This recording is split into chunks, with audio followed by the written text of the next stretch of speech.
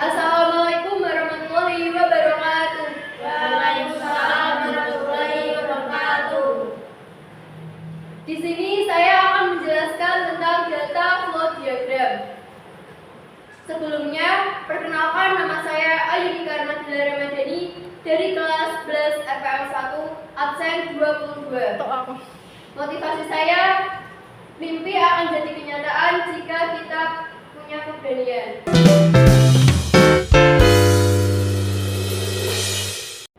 Daftar isi. Di sini saya membahas 1 tentang pengertian DFG, 2 fungsi DFG, 3 jenis DFG, 4 tipe DFG, 5 simbol DFG, 6 implementasi, 7 kelebihan DFG, dan yang terakhir ada kekurangan DFG.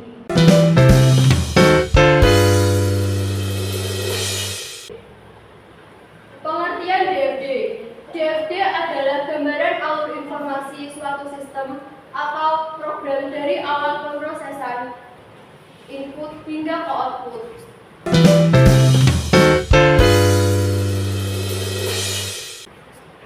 Fungsi DFD. 1. Visualisasi sistem. Di sini kita dapat melihat komponen-komponen yang alur kerjanya saling terkait satu sama lain sebagai satu kesatuan. 2. Perancangan model. Dalam perancangan kita dapat melihat bagian alur kerja lebih rinci. 3. Penyampaian rancangan sistem. Gambaran rancangan sistem nantinya akan disampaikan kepada pihak lain, misalnya klien, programmer, atau pembuat sistem.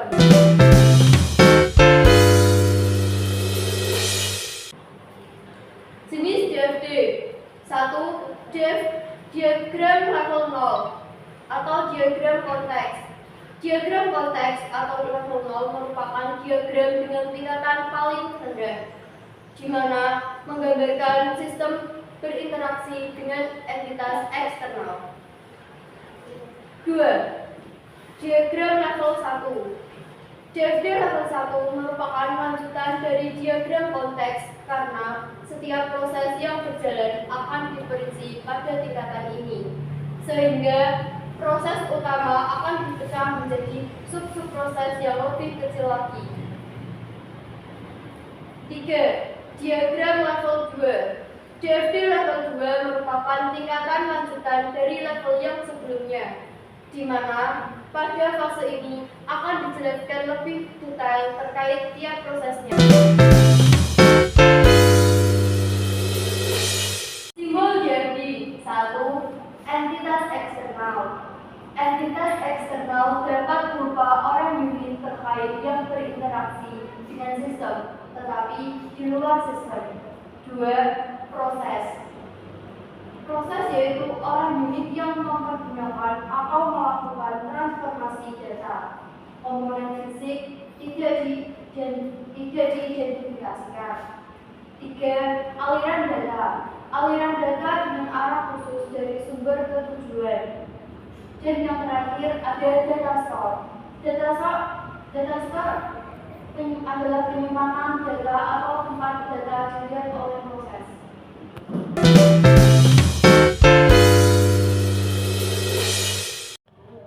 Petugas memasukkan data user ke proses pendataan, sehingga menghasilkan database user.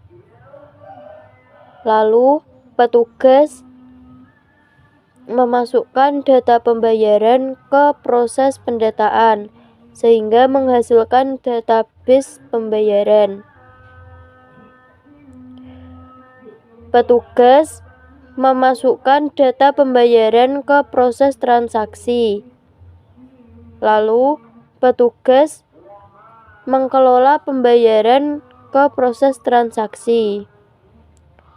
Petugas memasukkan nota pembayaran ke proses transaksi. siswa menerima data pembayaran ke proses transaksi.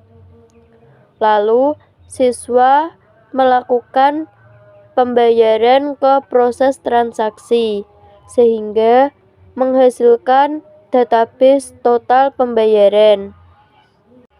Lalu, database user dimasukkan ke proses laporan.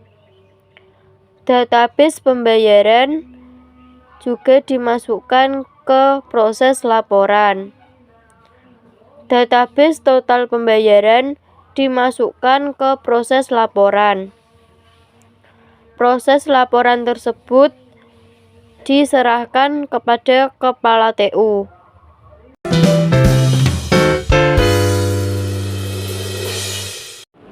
Kelebihan DFD.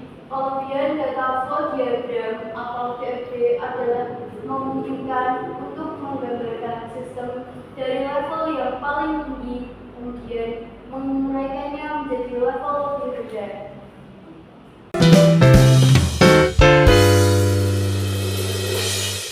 Kekurangan DFD.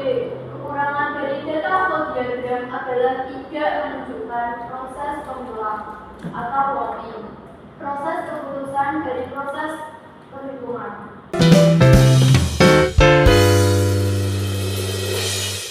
Tipe DFD.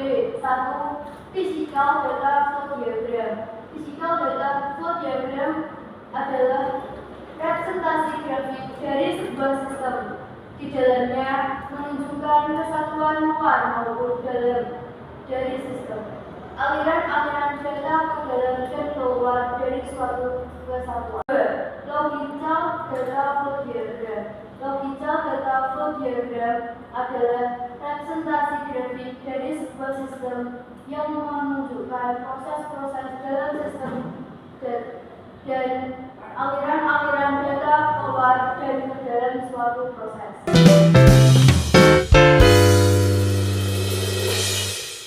Kesimpulan, DFD merupakan gambaran alur informasi suatu sistem atau program dari awal pemrosesan input hingga ke output. Sekian presentasi dari saya. Apakah ada yang ingin ditanyakan? Tidak. Terima kasih atas perhatiannya. Wassalamualaikum warahmatullahi wabarakatuh.